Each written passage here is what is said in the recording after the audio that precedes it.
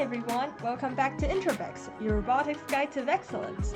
I'm finally back with a new video after all these test-related preparations. Yay! And also during the time, the new VEX season also dropped, and I'll be competing in the pushback VEX V5 season as Team 66994B. Unicorn Puncher! Yay! Yes, Unicorn Puncher is back, but it's now in V5. And so you can follow our Instagram account for exciting updates in the future by scanning the QR code over here. And anyways, in our last few episodes, we looked at the differences between VEX IQ and VEX V5 competitions. But starting now, we're diving into something more hands-on, like the robot design. And today, we're talking about the common subsystems of a robot, and let's get into it.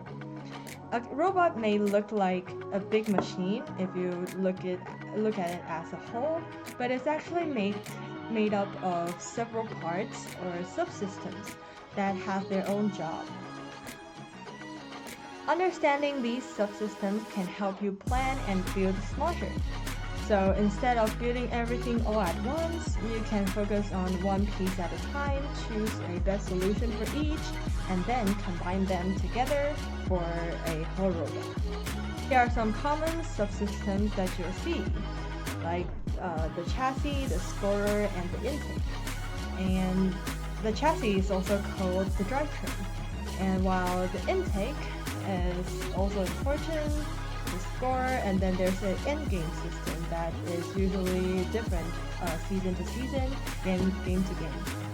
So there are also other game-specific attachments, but we'll talk about these subsystems one by one. Let's start with the chassis, also called the drivetrain. It's the base of your robot, basically the wheels and structures that let your robot move around.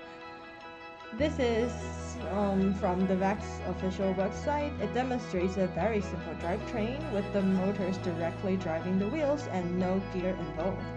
However, when you're designing your chassis, one big decision is the gear ratio. That is just the relationship between the gear connected to your motor and the one connected to your wheels. So dividing the output gear to the input gear gets you the gear ratio. So for example, on the left-hand side, if your motor gear is smaller, it creates a higher torque, and the gear ratio will be 4:1. But on the right-hand side, when you want to increase your speed of the wheel, you can have a larger motor gear, and for example on the right hand side here, the gear ratio is 1:4. And you also have to think about how many motors and wheels you want. For VEX IQ, you're limited to 6 motors total, so teams usually use 2 to 4 for chases. However, for VEX V5, you have a total of 88 watts of motor usage, and you can distribute them to different kinds of motors. So even though many uses 6 as their drivetrain motor usage, but some robot can even use up to 8 big motors that use up all of the capacity. And next up, it's the intake. This is the part that picks up the game objects such as balls, blocks, rings, and many more. Intakes often use spinning wheels or rubber bands to scoop up items. For example, this picture shows the rubber band roller that is commonly used as an intake. If the game object is round, like a ball or a tri-ball, rollers are simple and effective. But you might also see other special intake designs that do the job of picking up game elements. For example, in the year High Stakes in V5, the Hero Bot has a passive ring grabber that works without a motor, and then it releases with a small motor-powered mechanism. It is also an intake system, but it's just a little bit special and different from the common ones we see. Now, let's talk about scorers. This subsystems move the game object into the goal or just acts like any stuff that contributes to an increase in your score. So it could be a shooter, a conveyor belt, a lift, and any sort. This design usually depends heavily on the game that you're playing. For example, this one is a catapult. It stores energy and releases it suddenly to create a high arc, and it is commonly used for shooting something into the goal. The next one would be flywheel. This is also pretty common. The wheels spin at a very high speed, and there is other mechanisms that pushes the scoring object into the flywheel, and then it will shoot the object out with a fast pace, and it's also pretty convenient. Finally, there is last common scorer is a linear puncher. This one basically moves in a linear pattern, which it does not create a arc or a trajectory or whatever. And this one, I've once used it in the Slapshot season to shoot out discs. And also, this one is pretty common as well. And sometimes your scorer and your intake is actually combined, which means that the scorer picks up stuff, for example, picks up the ball, but it also acts as scoring the ball into whatever the goal is.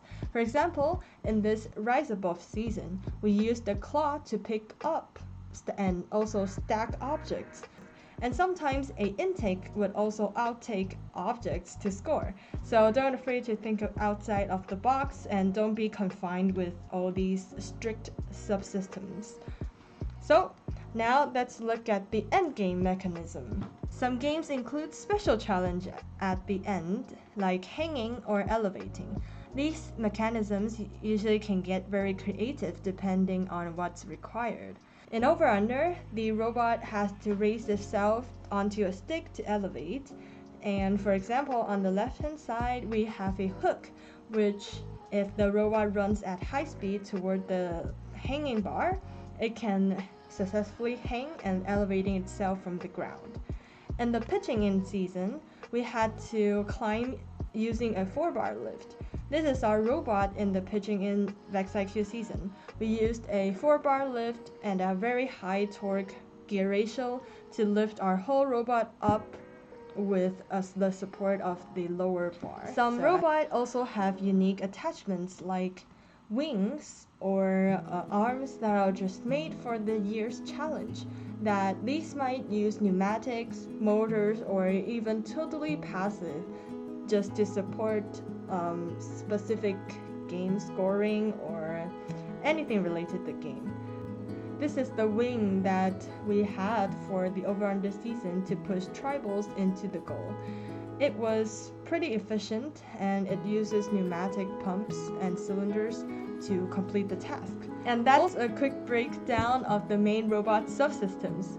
Understanding each one helps you build smarter and avoid feeling overwhelmed. In future videos, we'll go deeper into each subsystem and talk about how to design them well. If you enjoyed this and want more robot building content, leave a comment below and let me know. This is VEX, your robotics guide to excellence. And also, if you're interested, please follow our team Instagram account. And see you guys next time. Bye bye!